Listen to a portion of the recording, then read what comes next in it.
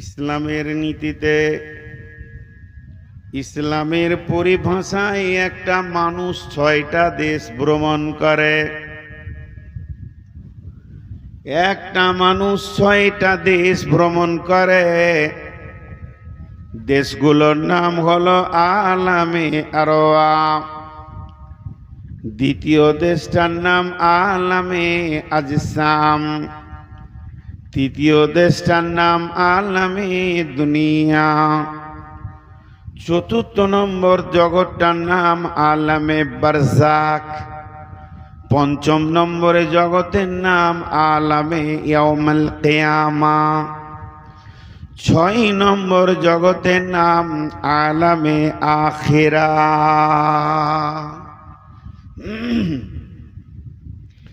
আর একবার বলবো, ধ্যান দিয়ে শুনবেন।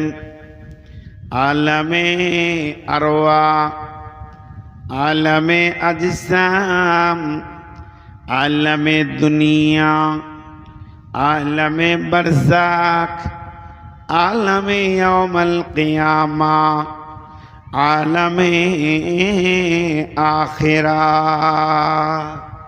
এই ফ্যানটা বন্ধ করেন, দেখবেন আমার যখন, হ্যাঁ ওই খুলে দেন ওখানে, বাস আমার দরকার হলে বলবো।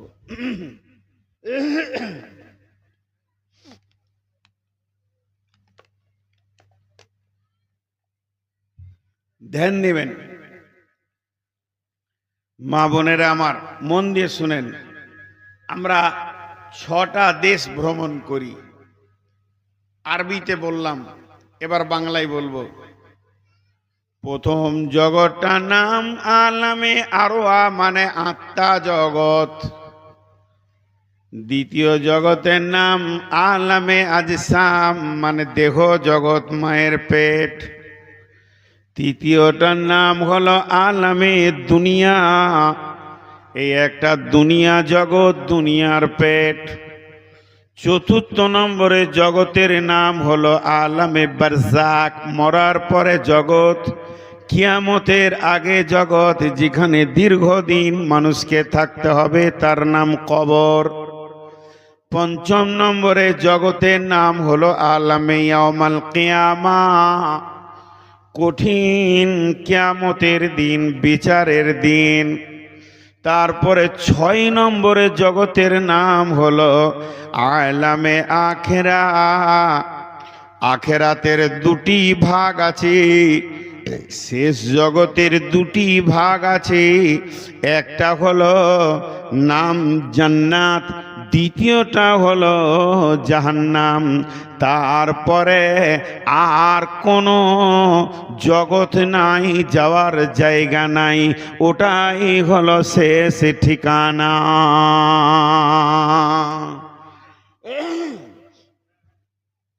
ধ্যান দেবেন। মাঝে একটা খুব কথা বলছি, বহুত পুরানো, আজ থেকে 20 বছর আগে এই বায়ানটা দিয়েছি। আজকে বুকে বল নিয়ে ধরেছি। কতটা আপনাদেরকে বোঝাতে পারবো আমি জানি না। আমার আল্লাহ যদি আমাকে তৌফিক দেন, তো আমার তৌফিক ইল্লা বিল্লাহি আলাইহি তাওয়াক্কালতু ওয়া ইলাইহি উনীব। এই 6টা জগৎ আমরা যাব। মুসলিম নামে যত গোষ্ঠী আছে, হানফি, সাফি, মালিকি, হাম্বেলি, শিয়া, সুন্নি, কাদরিয়ানি, চিশতিয়ানি, নকশবন্দি, দেওবন্দি, আইলা হাদিস, গুরাবায়ে আইলা হাদিস, যতগুলো পৃথিবীতে মুসলিম আছে, সকলে এ ব্যাপারে একমত। আমরা চলছি একটা গতিশীল রাস্তাতে। আমরা যখন জান্নাতে পৌঁছে যাব, জাহান্নামে যে চলে যাবে, তারপরে আর কোনো জগৎ নাই। কিন্তু মুসলিম বাদ দিয়ে মানুষের ভিতরে আর যত জাতি পৃথিবীতে আছে, এদের বিভিন্ন মত আছে। অনেকে বলে, তোমার আমল যদি এই দুনিয়ায় ভালো হও, পরবর্তীকালে আবার পৃথিবীতে আসবে ভালো মানুষ হয়ে। আর যদি তোমার আমল খারাপ হয়, পরবর্তীকালে তুমি পৃথিবীতে আসবে গরু, ছাগল, শূকর, কুকুর হয়ে। কিন্তু ইসলাম বলছে পৃথিবী ধ্বংস হয়ে যাবে। যাক, তাদের মত তাদের কাছে থাক, তাদেরকে নিয়ে আমার কোনো আর আপত্তি নেই, আর ভেজালও নেই। তাদের ব্যাপার নিয়ে আমি মাথা ঘামাই না, ইসলামকে নিয়ে আমি কথা বলছি। এখন পার্টিকুলার ইসলামের উপরে কথা বলবো। এই ছটা জগৎ আমাদেরকে দেখতে হবে, দেখতে দেখতে আমরা যাব। কিন্তু একটা মজার জিনিস দেখাবো এখন। এই ছটা জগতের কারণগুলো একবার বলবো। আলামে আরওয়া, আত্মা জগৎ, যেখানে সমস্ত আত্মাগুলো স্টোরেজ করে রাখা হয়ে গেছে, সমস্ত আত্মাকে ওই জায়গায় জমা করা হয়েছে। তারপরে হলো আলামে আজসাম, পৃথিবীতে যে কেউ আসবে মায়ের পেটে একটা সময় থেকে আসতে হবে, মায়ের পেট ছাড়া পৃথিবীতে আসবে না, এটা দ্বিতীয় জগৎ। ওটা কেন হলো পরে আপনাকে বলবো। এটার নাম আলেমে দুনিয়া। দুনিয়ার আর একটা নাম হচ্ছে দারুল আমাল। দারুল আমাল মানে এই জায়গাটা হলো কর্ম করার জায়গা। কর্ম তো দুটি, ফাম্মা মান তাগা ওয়া সারাল হায়াতাদ দুনিয়া ফাইনাল জাহিমা হিয়াল মাওয়া ওয়া আম্মা মান খাফা মাকামা রাব্বিহি ওয়া নাহান নাফসা আনিল হাওয়া ফাইনাল জান্নাতা হিয়াল মাওয়া। তার মানে মানুষ সারা জীবন যত কাজ করে, দুইটি কাজ করে। হাজার লাখ বছর যদি সে কাজ করে যায়, 100 বছর 20 বছর যদি সে বাঁচে, সে 3 নম্বর কাজ করে না, খালি দুটি কাজ করে। হয় সে নেকি করে, না হয় সে গুনাহ করে। তো পৃথিবী হলো কাজ করার জায়গা, আমলের জায়গা। এরপরে জগৎটার নাম হলো আলামে বারজাক। এই বারজাকের আর একটা নাম দিয়েছেন বড় বড় বুদ্ধিজীবীরা, ওইটার নাম হচ্ছে দারুল ইমতিহান, পরীক্ষার ঘর, পরীক্ষার হল। ওখানে জীবনের প্রশ্ন করা হবে। আতাহু মালাকানে ফায়াকুলানে মান রব্বুকা মা দিনুকা ওমান নবিয়ুকা। ওখানে পরীক্ষা হয়ে যাবে। তারপরে যে জগৎটা আসছে, কবরের পর যখন লোককে দল দল তোলা হবে, ওই জগৎটার নাম হচ্ছে আলামে ইয়াউমাল কিয়ামা, কিয়ামতের দিন। ওর আর একটা নাম আছে দারুজ জাযা। ওখানে রিজাল্ট আউট হবে, পরীক্ষায় কে পাস করেছে কে ফেল করেছে। ওখানে হিসাব নিকাশ হবে, কার কত নাম্বার হয়েছে, কে আগে বেড়েছে কে পেছনে চলে গেছে। এটা হলো দারুজ জাযা।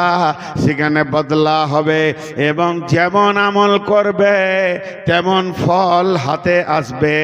আম্মা মান উতিয়া কিতাবাহু বিয়ামিনিহি ফাসাউফা ইউহাসিবু হিসাবান ইয়াসীরা ওয়া ইউহাসাবু হিসাবান ইয়াসীরা ওয়া ইয়ানকালিবু ইলা আহলিহি মাশরুরা।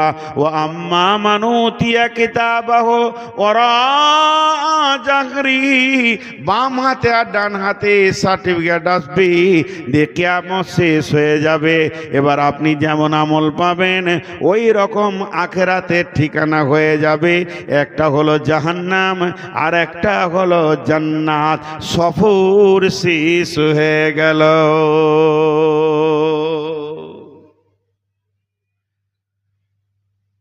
একটা মজার জিনিস ছোট ছোট করে বলছি, 6টা জগতের। তারপরে 1 নম্বর থেকে সিরিয়াল দিয়ে ধরবো। ছোট ছোট করে বলছি, বেশি লম্বা লয়। ভেজাল এই 6টার মধ্যে কোনটা? সবাই মাথায় মাথায় চিন্তা করি, এই 6টা জগতের মধ্যে সব থেকে ভেজাল কোন জগৎটা?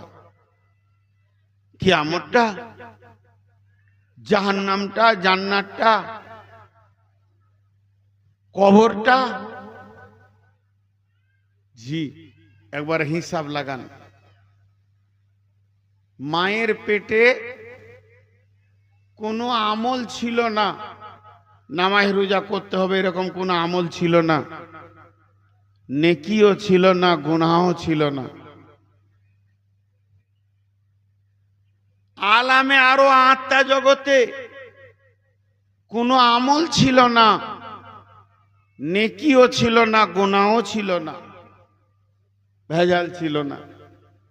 মায়ের পেটে আমল নাই, নেকি নাই, গুনাহ নাই।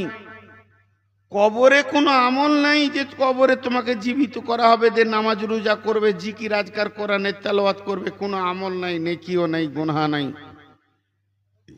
কিয়ামতের দিনেও কোনো আমল নাই, নেকি নাই, গুনাহ নাই। যত ভেজাল এই দুনিয়াটাকে নিয়ে, এখানে আমল আছে, নেকি আছে, গুনাহ আছে। সাবধান বেশি এই দুনিয়াটাকে নিয়ে। যত ভেজাল এই দুনিয়াটাকে নিয়ে, দুনিয়াই হচ্ছে আপনার বড় খতরনাক জায়গা। ভাইয়া, এবার আমি একটা উদাহরণ দিব। এটা ইস্তারগুলো দেন তো। আপনাদের গাঁটা শালমারা না তালমারা খুঁজে পেছি না, খালি শালমারা। তো এই শালমারা গ্রামটা আপনার বাড়ি। আমার উদাহরণগুলো একটু ধ্যান দিয়ে শুনবেন, বেশি ধ্যান দিতে হবে না, একটুকু দেন। শালমারা গ্রামে আপনার বাড়ি। এখান থেকে আপনি গাড়ি নিয়ে বের হয়ে চলে গেলেন কত দূর? রামপুরহাট, সিউড়ি, বর্ধমান। আপনি মুসাফির, আপনার নাম মুসাফির, আর মকিম নাম হবে না। মকিম নগরে যারা বাস করে ওরা যত দূরই যাক ওদের নাম মকিম। আপনারা মুসাফির হয়ে গেলেন। জোহরের নামাজ 2 রাকাত পড়বেন, আসরের নামাজ 2 রাকাত পড়বেন, এশার সালাত 2 রাকাত পড়বেন। সুন্নত পড়তে হবে না, ফরজ হাফ, অতি আল্লাহ মেলাই নেকি দিবে। মুসাফির। এখান থেকে বর্ধমান শহরটা কত দূর আমি মাপিনি, তবে আইডিয়া করে বলছি 200 কিলোমিটার ধরেলেন, ধরতে বলছি 200 কিলোমিটার। তো আপনি মুসাফির হয়ে গেলেন। কতক্ষণ মুসাফির থাকবেন? বর্ধমান থেকে আসানসোল চলে যান, আসানসোল থেকে ঝাড়খণ্ড চলে যান, ঝাড়খণ্ড থেকে ইউপি চলে যান, ইউপি থেকে দিল্লি চলে যান। যত দৌড়বেন তত মুসাফির। আর যেদিন আপনি জঙ্গিপুর চলে আসবেন ঘুরে, তখনও মুসাফির, 2 রাকাত নামাজ। আপনি চলে এসছেন ছাইতনি, তো 2 রাকাত নামাজ। যখন আপনি মকিম নগরে ঢুকে শালমারাতে ঢুকে গেলেন, আপনি সব দেশি হয়ে গেলেন, মকিম হয়ে গেলেন, গ্রামের লোক হয়ে গেলেন। আর 2 রাকাত চলবে না, এবার আপনি 4 রাকাত নামাজ মসজিদে পড়বেন। আর আপনাকে মুসাফির বলা যাবে না, আপনি আর সফর করছেন না, দেশে চলে এসছেন। মানে যেখান থেকে আপনার সফর শুরু হয়েছে সেইখানে ফিরে আসার নাম হলো নিজের জায়গায় ফিরে এলেন। আর একবার বলবো, যেখান থেকে সফর শুরু হয়েছে আপনার জন্মভূমি, ওইখানে ফিরে আসার নাম হলো আপনি স্বদেশে এলেন। ঝামেলা শেষ। এবার চলেন, তাহলে আমাদের সফরটা কোথা থেকে শুরু হলো? আমাদের সফর শুরু হয়েছে আত্মা জগৎ থেকে, আলামে আরওয়া থেকে আমাদের সফর শুরু হয়েছে। আল্লাহ তাবারাক ওয়া তাআলা কালাম পাকের মধ্যে বলছেন, বিসমিল্লাহির রহমানির রহিম, ওয়াইদা আখাযা রাব্বুকা মিন বানি আদামা মিন জুহুরিহিম যুররিয়াতাহুম ওয়া আশহাদাহুম আলা আনফুসিহিম আলাস্তু বিরাব্বিকুম ক্বালু বালা শাহিদনা আন তাকুলু ইয়াওমাল কিয়ামাতি ইন্না কুন্না আন হাযা গাফিলিন।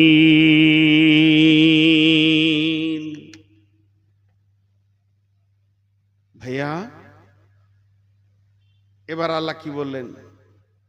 আল্লাহ তাবারাক ওয়া তাআলা আদমকে বানানোর ইচ্ছা করলেন, বললেন যাও জিবরাইল জমিন থেকে মাটি নিয়ে এসো, আমি আদম নামে একটা প্রাণীকে বানাবো।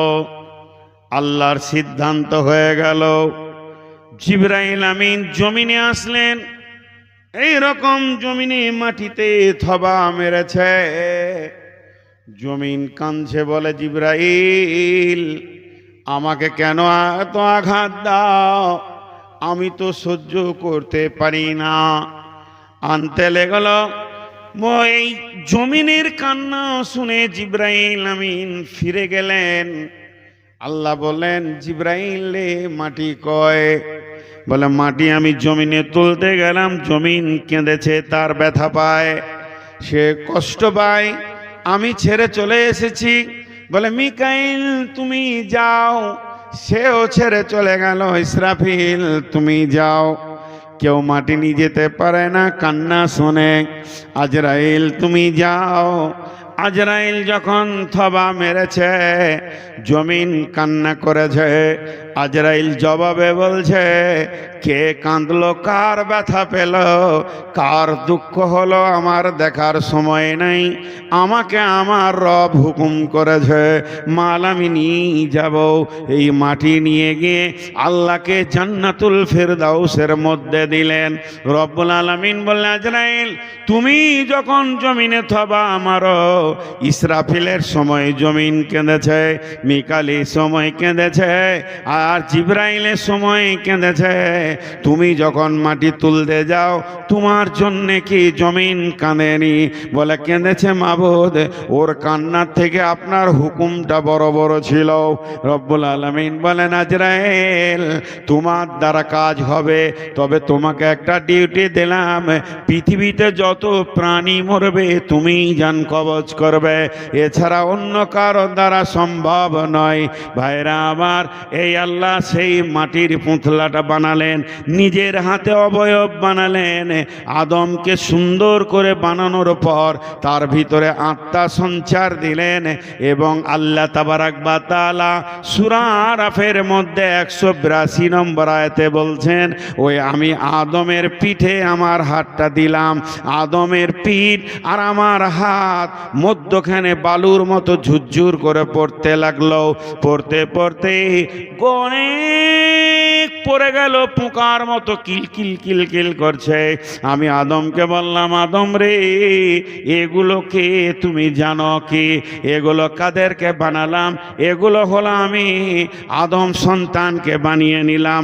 আজকে এক টাইমে, একই সেকেন্ডের ভিতরে সমস্ত আত্মাকে আমি বানালাম। যুররিয়াতাহুম ওয়া আশহাদাহুম আলা আনফুসিহিম। সমস্ত নাফসগুলোকে বানানোর পর সেদিন ওখানে বিশ্ব নবী ছিলেন, আর সেখানে হুদ, সালেহ, সমস্ত নবী থেকে নিয়ে কিয়ামতের আগে পর্যন্ত যে সন্তানটা আসবে, সব আত্মাগুলোকে এক জায়গায় করে রব্বুল আলামিন বক্তব্য দিলেন, আলাস্তু বিরাব্বিকুম, আমি কি তোমাদের রব নয়? সকলে বলল, ক্বালু বালা, হে আল্লাহ তুমি আমাদের রব। তারপর আল্লাহ বলেন, শাহিদান তাকুলু ইয়াউমাল কিয়ামাতি, আজকে তোমাদেরকে আমি সাক্ষী করে নিলাম, যেহেতু কিয়ামতের দিন আসছে, সেই দিন তোমরা বলবে, ইন কুন্না আন হাযা গাফিলিন, মাবুদেরে তুমি আমাদের যে রব এটা ভালো করে বুঝতে পারি না। এর নাম আত্মা জগৎ। আত্মাগুলো কোথা আছে? আপনি আলুগুলো তুলেছেন, আলুগুলো কোথা আছে? এই গরমে তো পচে যাবে, বলে কোলেস্টোরে আছে। কোথাকার কোলেস্টোরে? আমাদের বর্ধমানে স্টোর বেশি, আপনাদের মুর্শিদাবাদে কম, যেখানেই হোক আমার কোলেস্টোরে 500 আলু আছে। তো এই আত্মাগুলো যারা এখনো পৃথিবীতে আসেনি তারা কোথা আছে? তারা আছে সেই আত্মা জগতে।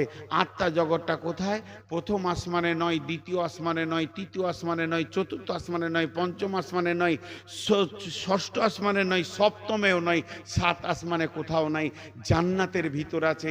ওই জান্নাতটার নাম জান্নাতুল ফিরদাউস। সব থেকে দামি জান্নাত যেটা সেখানে আছে, ওদেরকে রাখা আছে সেইখানে। জান্নাতে ফিরদাউসের ভিতরে একটা বিরাট বড় ময়দান আছে। ময়দান, আপনাদের গায়ে একটা খেলার ময়দান আছে, পাশের গায়ের একটা খেলার ময়দান আছে, ওই গায়ের হাই স্কুলে একটা খেলার ময়দান আছে, তেমনি জান্নাতুল ফিরদাউসের একটা ময়দান আছে। সেই ময়দানে আদমকে বানানো হয়েছে, ওখানে আত্মাগুলো একসঙ্গে বানানো হয়েছে, ওখানেই আছে। ওখান থেকে আসছে যে আত্মাটা যে তারিখে পৃথিবীতে আসার কথা সেই তারিখে আসছে। যে তারিখে পৃথিবীতে আসার কথা সেই তারিখে আসছে। একটা উদাহরণ দিব। একজন বলেছে আমাদের সব ডেট অফ বার্থ এক। এখানে যতগুলি লোক বসে আছেন, আপনার জন্ম তারিখ আলাদা, আমার জন্ম তারিখ আলাদা, এনার জন্ম তারিখ আলাদা, ওনার জন্ম তারিখ আলাদা, এনার জন্ম তারিখ আলাদা, সবারই আলাদা। কিন্তু আত্মার দিক থেকে আমাদের জন্ম তারিখ এক। সেই আলামে আরতে কোটি কোটি কোটি বছর আগে একসঙ্গে আমাদের জন্ম হয়েছে। একটা উদাহরণ দিলে বুঝতে সুবিধা হবে। আপনাদের এই জালসায় 10 জন বক্তা আছে, বড় প্রোগ্রাম করেছে সালমারার ছেলেরা, বহু সুন্দর কষ্ট করে বিশাল বড় জালসা করেছে। যে 10টা বক্তা আছে, তা 10টা বক্তা 1-2 1-2 1-2 করে সব উমরপুরে জমা হয়েছে মসজিদে। একজন 12টায় এসছে, বলছে আমি জোহরটা পড়েলি। বলছে আচ্ছা পড়েন। আপনি বুঝতে পারছেন যে আর একটা বক্তা একটার মধ্যে নামবে, ফোনে কথা হচ্ছে, এই করতে করতে 2টা বেজে গেল। আপনি তাড়াতাড়ি বাইক নিয়ে গেলেন, দিয়ে ওনাদেরকে ওখানে হোটেলে খাইয়ে দিলেন, দিয়ে একটা স্করফিউ করে সব বক্তা কটাকে এনে একটা রুমে ভরে দিলেন। এখন আপনার কাছে আমার প্রশ্ন, বক্তাগুলো সালমারাতে এলো কখন? সবগুলো একসঙ্গে এসেছে, কিন্তু স্টেজে একসঙ্গে আসবে না, যার যখন টাইম হবে সে আসবে। বক্তাগুলো একসঙ্গে আপনার রুমে এসেছে যখন সন্ধ্যে 6টা বাজে আর 15 মিনিট 20 মিনিট পর মাগরিবের আজান হবে, সন্ধ্যা 6টাতেই 10টা বক্তা একসঙ্গে এসে রোমে আছে। আপনারা ভালো তাদের থাকার জায়গা করে দিয়েছেন, কিন্তু স্টেজে 10 জন একসাথে আসবে না। তেমনি আত্মা একসঙ্গে এসেছে সবাই, কিন্তু এই পৃথিবীটা হলো মানব কুলের মঞ্চ, এই মঞ্চে একসঙ্গে আসবে না। এটা ডেট আলাদা, এটা ডেট অফ বার্থ আলাদা, ওইটা ডেট অফ বার্থ আলাদা। 8টা ডেট অফ বার্থ একসঙ্গে।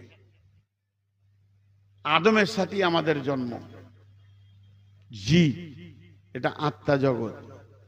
বিসমিল্লাহির রহমানির রহিম।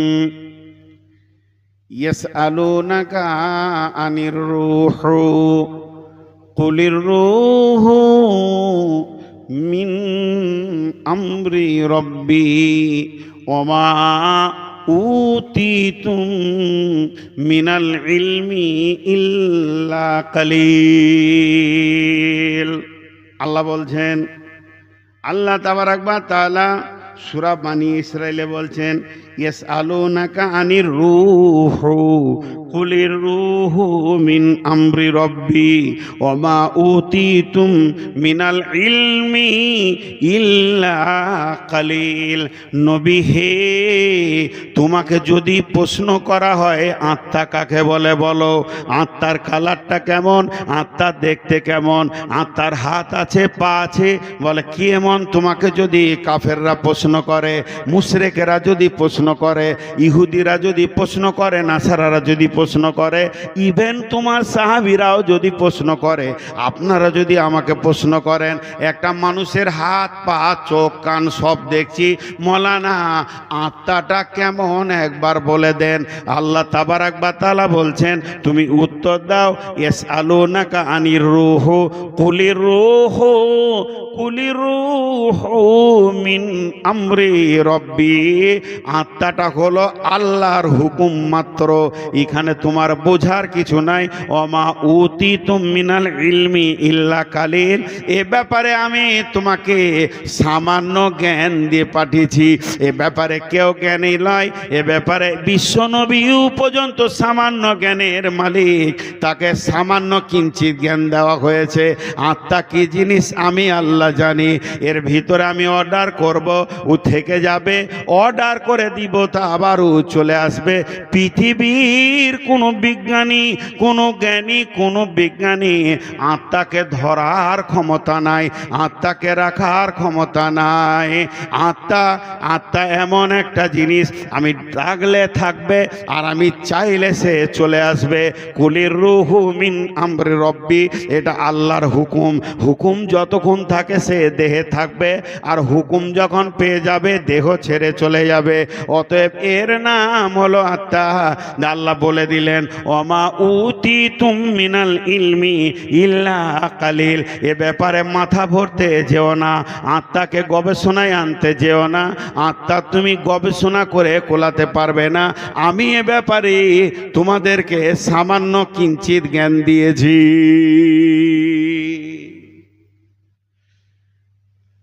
আত্মা, পৃথিবীর কোনো শক্তি আত্মাকে দেখার ক্ষমতা নাই আর ধরার ক্ষমতা নাই। আত্মার মতো শক্তি তুমি রেখেছ গোপন করে, শত চেষ্টাও করে তাকে পারি না রাখতে ধরে। আত্মার মতো শক্তি তুমি রেখেছ গোপন করে, শত চেষ্টাও করে তাকে পারি না রাখতে ধরে। ডাক্তার বৈদ্য কবিরাজ যত পাগল হয়ে যায়, কোথায় থাকে আত্মা তাকে খুঁজে নাহি পায়। কোনো ডাক্তার পায়নি, কোনো বৈদ্য পায়নি, কোনো কবিরাজ পায়নি, আজ পর্যন্ত কেউ পায়নি, কিয়ামত পর্যন্ত কেউ পাবে না। যত গবেষণা করুক না কেন, যত সায়েন্সওয়ালা হোক না কেন, যত লজিক ফিজিক্সওয়ালা হোক না কেন, আর যত কবিরাজ হোক না কেন, আর যত বড় জাদুকরনেওয়ালা হোক না কেন, আত্মা নামে বস্তুটাকে কেউ চিনে না, ধরতে পারবে না। শুধু আত্মা একটাকেই চিনে, আল্লাহকে চিনে। আল্লাহর হুকুম থাকলে থাকবে, না হলে থাকবে না। আত্মার তিনটে ভাগ আছে। আত্মা আছে আম্বারা, আত্মা আছে মুতমাইন্না, আত্মা আছে লাওয়ামা, নাফসুল লাওয়ামা, নাফসি মুতমাইন্না, আর ইয়া আইয়ুতুহান নাফসুল মুতমাইন্না। আর একটা হলো আম্বারা, নাফসি মুতমাইন্না, খালি নেকি করবে, নেকি করবে, নেকি করবে, নেকি করবে, নেকি করবে, সে গুনাহের দিকে যাবে না। আম্বারা গুনাহ করবে, গুনাহ করবে, গুনাহ করবে, গুনাহ করবে। লাওয়ামা, সে নিজেকে তাল পাবে না, কখনো গোনা, কখনো নেকি, কখনো গোনা, কখনো নেকি। এই তিন ধরনের আত্মা দিয়ে আমাদেরকে পৃথিবীতে পাঠানো হয়েছে। আত্মা সম্পর্কে যতটা জানা ছিল বললাম। এবার খুব ধ্যান লাগবে। দ্বিতীয় জগতে ঢুকছি, মায়ের পেট। প্রথম জগৎটা হয়ে গেল, দ্বিতীয় জগৎ আসলাম, মায়ের পেট। সবাইকে মায়ের পেটে যেতে হয়েছে। শুধু আল্লাহ তাবারাক ওয়া তাআলা আদমকে নিজের হাতে আল্লাহ বানিয়েছেন, বাকি পৃথিবীর সমস্ত মানুষ একটা নির্দিষ্ট কাল মায়ের পেটে থাকে। মায়ের পেটে কেনে গো? ওটা কি দরকার? বলে মায়ের পেট না হলে সন্তান হবে না। তা সন্তান তো আল্লাহ দেন, বেশাক আল্লাহ দেন, এখন এখানে কালেকশন চলছে, আব্দুস শুকুর কালেকশন করছে 10 টাকা, 20 টাকা, 50 টাকা, 100 টাকা, 200 টাকা। এরই ভিতরে একজন এসে 2000 টাকা দিয়ে আস্তে আস্তে করে বলছে, আমার কোনো সন্তান নাই, দোয়া করবেন যেন আল্লাহ একটা সন্তান দেন। ও শুনেছে যদি কারো সন্তান হাফেজ আর মওলানা হয়, তার বাপকে মাকে কিয়ামতের মাঠে নূরের তাজ মাথায় দেয়া হবে। ও মনে মনে করেছে আমার বেটা যদি হয় তাহলে ওকে হাফেজ বানাবো। 2000 টাকা দিয়ে দোয়া চেয়েছে। আব্দুস শুকুর লম্বা করে দোয়া করল, আল্লাহকে ভালো একটা বুদ্ধিমান, ব্রেনিয়ান, ব্লিয়ান, সুন্দর বেটা দাও, কোরআনের হাফেজ করবে, মওলানা করবে। পরের বছরে আবার জলসা করতে এসেছে। ওই লোক উঠে বলছে, মওলানা দোয়া তো করলেন, ছেলে যে হয়নি। ই তো বিপদে পড়েছে। ই কোন সোতারে বাবা, ছেলে হয়নি তো বলছে। তো জিজ্ঞেস করছে বিয়ে কোথা করেছো? তুমি বলছো বিয়ে করিনি। তো হাসছেন কেন? ছেলে তো আল্লাহ দিবে, বিয়েটা কি দরকার আছে? কোন ভেজাল ওটা? বিয়ে করো, স্ত্রীকে, মেয়েটাকে হালাল করো মহারানা দিয়ে, তারপরে বিছানায় নিয়ে এসো। সেই মেয়েটির সঙ্গে তুমি সম্পর্ক তৈরি করো, দৈহিক সম্পর্ক। তোমার শুক্রাণুটা তার পেটে জরায়ুতে পৌঁছিয়ে দাও, তারপরে তার ডিম্বাণুটা এসে সেখানে মিলন করবে। শুক্রাণু ডিম্বাণু মিলে সেই জায়গায় সন্তান তৈরি হবে। তারপরে আস্তে আস্তে মেয়েটার মেন্স বন্ধ হবে। এরপর ধীরে ধীরে পেটের ভিতরে সন্তান বাড়বে, বাড়তে বাড়তে নির্দিষ্ট টাইমে প্রসব যন্ত্রণার মাধ্যম দিয়ে বেরিয়ে আসবে। সুম্মা সাবিলা ইয়াসসারা সুম্মা আমাতাহু ফাআকবারা। আল্লাহ বলছেন তোর সংকীর্ণ রাস্তাকে আসান করে দে, দুনিয়াতে আনবো, আবার মেরে তোকে কবরে ভরবো। তাহলে এত ভেজালে কেন যাব?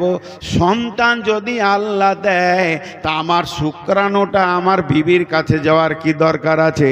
সন্তান তো আল্লাহই দেবে। তাহলে মা বাপের দুইজনের, একটা নারীর আর একটা পুরুষের যে অমূল্য ধনটা স্খলন হয় মিলনের মাধ্যমে, ওই মালটা কোথা যায়?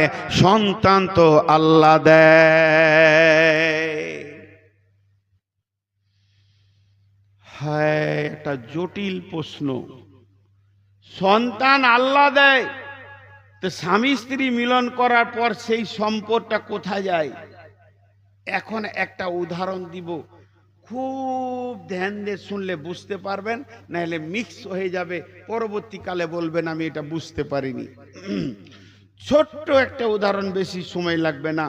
এই সালমারা গ্রামে কোনো এক ভাই বাস করেন, অনেক মালদার, তার অনেক টাকা আছে। ওই ভাইয়ের নাম আমি কি বলবো, ভাইটার নাম ধরেলেন শাহজাহান। কি ভাইটার নাম? আবুল কালাম। তো আবুল কালাম ভাই নিয়ত করেছে যে আমি একটা ট্রাক কিনবো, কি একটা ভালো কোচ জঙ্গিপুর থেকে শিলিগুড়ি চালাবো নিয়ত করেছে। স্টেট ব্যাংকে দরখাস্ত দিয়েছে, ডাউন পেমেন্ট দিয়েছে 10 লাখ, দিয়ে লিখেছে যে আমাকে একটা 18 চাকার ট্রাক দেয়া হোক, ডালা বডি ট্রাক।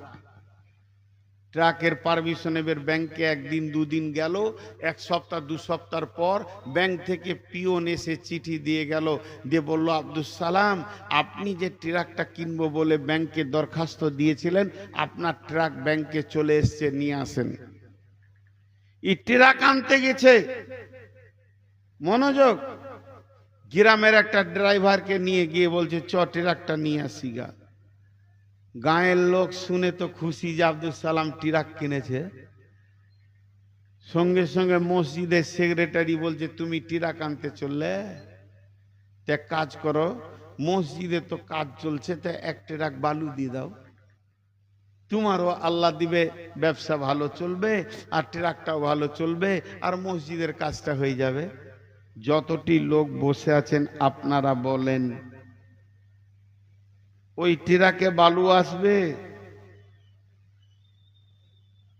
যে ট্রাকটা ব্যাংক থেকে দিবে ওই ট্রাকে বালু আসবে? কথা বলেন না, আসবে না। কেন? ও দিবে খালি ইঞ্জিন আর চ্যাচিস, ফাঁকা, ওর বডি নাই। ইঞ্জিনটা দিবে আর চ্যাচিসটা দিবে। এই চ্যাচিস আর ইঞ্জিন, চেয়ারটাও ভালো লয়, দড়ি টড়ি দিয়ে বাঁধা আছে, লাইলন দড়ি দিয়ে বা লাইলনের ফিতো দিয়ে বাঁধা আছে। ড্রাইভার ওইটাকে চালিয়ে ব্যাংক থেকে সই সাবুত করে বেরিয়ে চলে এলো। ট্রাকের দাম হলো 50 লাখ, বাকিটা কিস্তি হয়ে গেল 10 লাখের, পরে 40 লাখের। এবারে নিয়ে গিয়ে ওটা জঙ্গিপুর গ্যারেজে নিয়ে গেল, যেখানে ট্রাকের বডি তৈরি হয়।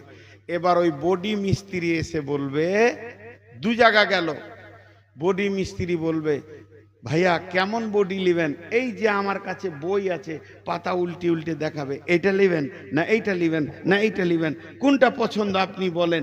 আপনি একটা চয়েস করবেন। ওই বডিটা ও বলবে আমাকে 2 লাখ লাগবে, 3 লাখ লাগবে, 5 লাখ লাগবে। একটা দাম দর হয়ে কমপ্লিট হয়ে গেল। এবারে ও একটা টাইম নেবে যে আপনি 2 মাস পর আসবেন, গাড়ি নিয়ে চলে যাবেন।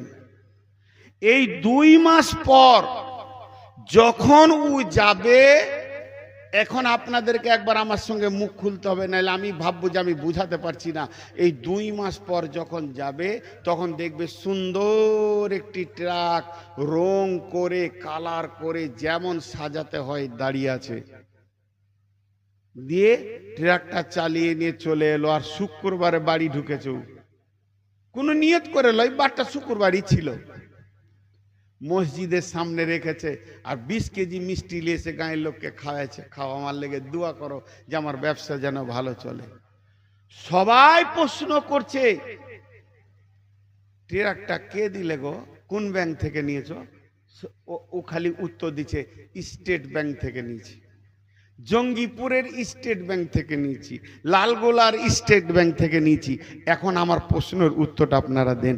গাঁয়ের লোক যেটা দেখছে ট্রাকের, ওইটা স্টেট ব্যাংক দিয়েছে? যেটা ব্যাংক দিয়েছে ওটা দেখতে গেলে নিচে শুতে হবে, ও ঢাকা পড়ে গেছে। গাঁয়ের লোক দেখছে ওর কাঠ, ওর বডি, ওর রং, ওটা দিয়েছে গ্যারেজ। তো গ্যারেজের নাম একবারও লিবে? জোরে বলেন, লিবে?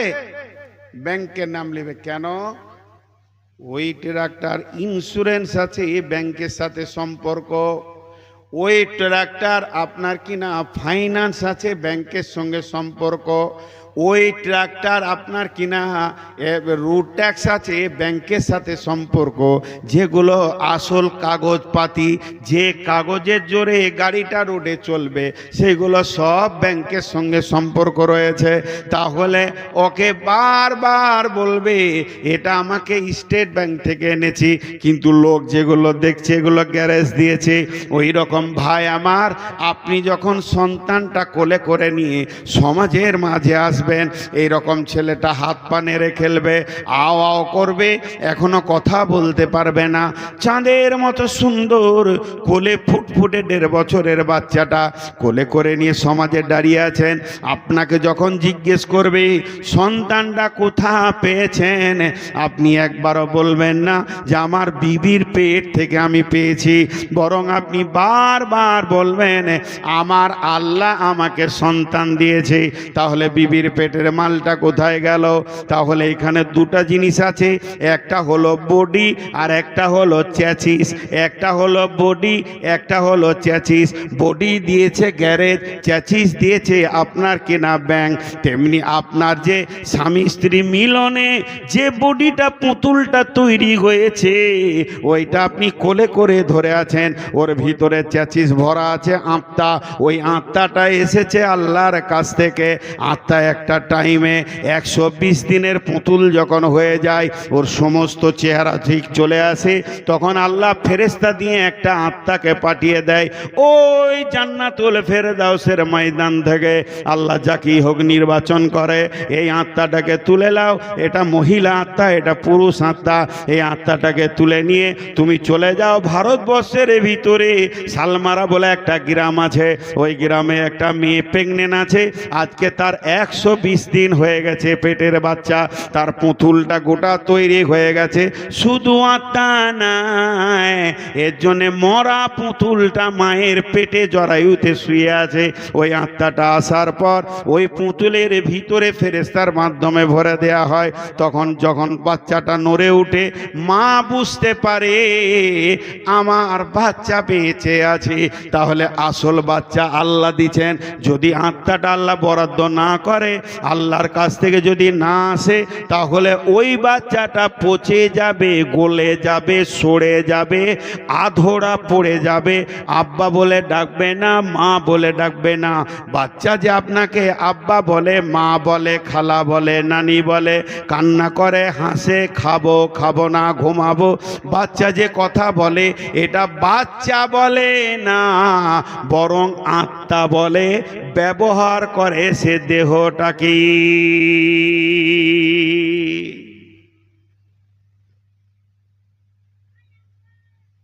এখানে ইস্তাহারে বড় করে লিখেছে, প্রধান বক্তা জনাব মৌলানা নূর মোহাম্মদ। খাতিটাকে লিখতে বলেছিল, আর বাপদের ওটা আমার বাপেরও দিয়া নাম লয়, লোকের দিয়া নাম, খাতির সাহেব বর্ধমান। তো যাই হোক, প্রধান বক্তা নূর মোহাম্মদ বর্ধমান, আপনাদেরকে প্রশ্ন করছি, প্রধান বক্তাকে দেখতে পেয়েছেন? শেষ করে দেব, শেষ করে দিব? চুপ থাকলে তো আমি কি বলবো, কাকে বলবো এটা বলো। তালামু চুপ থাকি, মনোযোগটা আরো বাড়াই। জিজ্ঞেস করলে উত্তর না আসলে আমি যে কত আঘাত পাই সেটা আপনি বুঝবেন যখন আমাকে বলবেন আসসালামু আলাইকুম আর রাখারবো না। আপনি বলে বেলাবেন মার্কেটে, খুব অহংকার, খেলা কথা বলে না।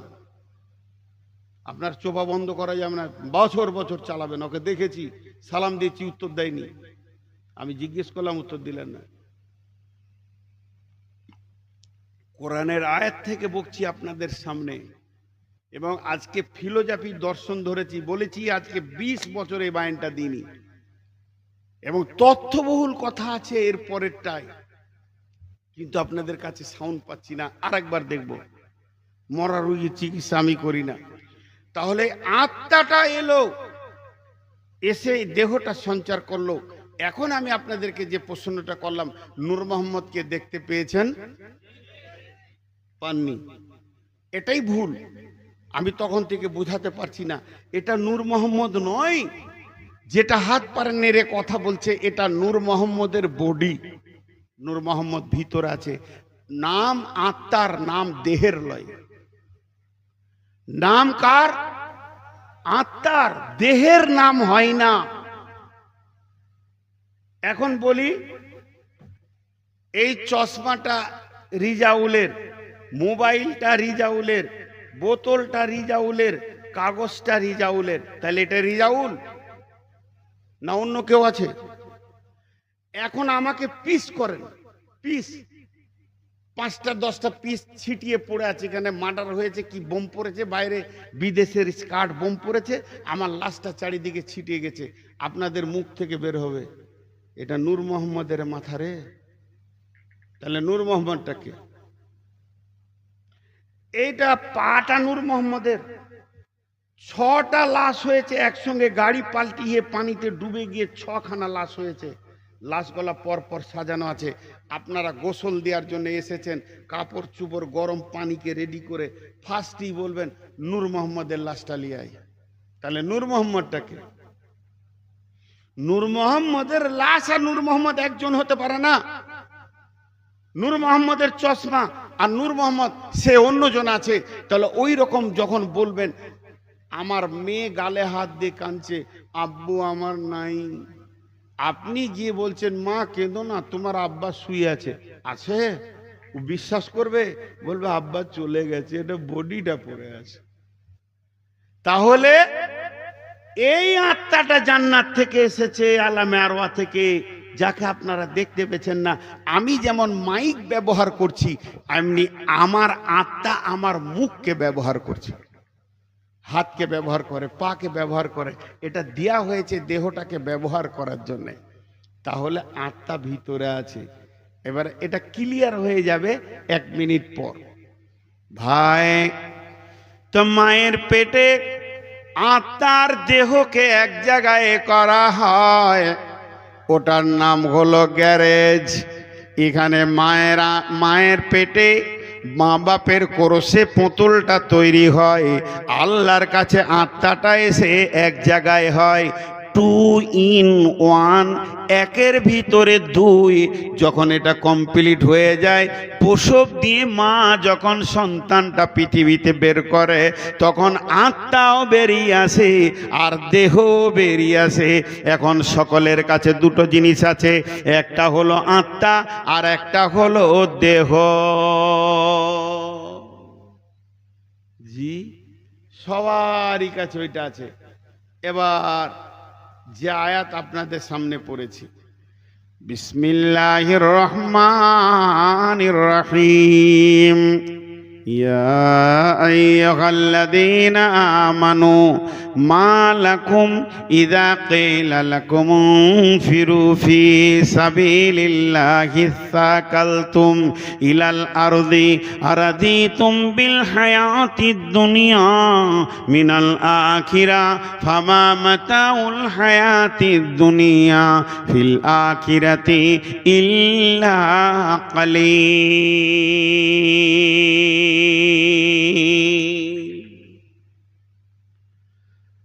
সুবহানাল্লাহি বিহামদিহি।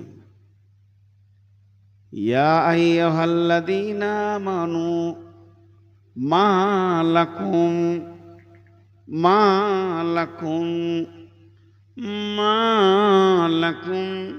ইযা কিলা লাকুম ইনফিরু ফি সাবিলিল্লাহি সাকালতুম ইলাল আরদি আরাদিতুম বিল হায়াতিদ দুনিয়া মিনাল আখিরা ফামা মাতাউল হায়াতিদ দুনিয়া ফিল আখিরাতি ইল্লা কালিল।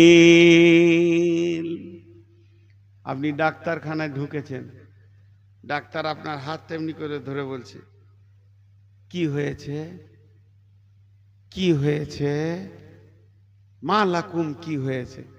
স্যার পেটে লাগছে, মাথায় ব্যথা। ও, ডাক্তার আপনার চিকিৎসা করবে।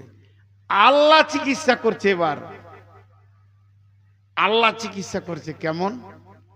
মা লাকুম, হে ইমানদারেরা, হে ইমানদারগণ, ও ইমানদার নারী, ইমানদার পুরুষ, মা লাকুম, কি হয়েছে তোমাদের? ইদা কিলা লাকুম ইনফিরু ফি সাবিলিল্লাহি, যখন তোমাদেরকে ডাকা হয় আল্লাহর দিকে, মসজিদের দিকে, মাদ্রাসার দিকে, দিনের দিকে, জালসার দিকে, আজান দিয়ে যখন ডাকা হয় নামাজের দিকে, তখন তোমরা এই কাজটা কেন করো? সাকালতুম ইলাল আরজি, জমিনকে আঁকড়ে কেন ধরে লাও? এই জমিনের মহব্বতে কেন তুমি পড়ে যাও? আরাজিতুম বিল হায়াতিদ দুনিয়া, তুমি কি দুনিয়াটাকে নিয়ে রাজি হয়ে গেছো? মিনাল আখেরা, আখেরাতের তুলনায়, আখেরাতের পরিবর্তে পৃথিবীটাকে নিয়ে তুমি আনন্দে পড়ে গেছো। আল্লাহ বলছেন ফামা মাতাউল হায়াতিদ দুনিয়া, তোমার হায়াতে জিন্দেগির ভিতরে যত সম্পদ আছে এক জায়গায় করে দাও। মিনফিল ফামা মাতাউল হায়াতিদ দুনিয়া ফিল আখিরাতি ইল্লা কালিল, সামান্য কিঞ্চিৎ।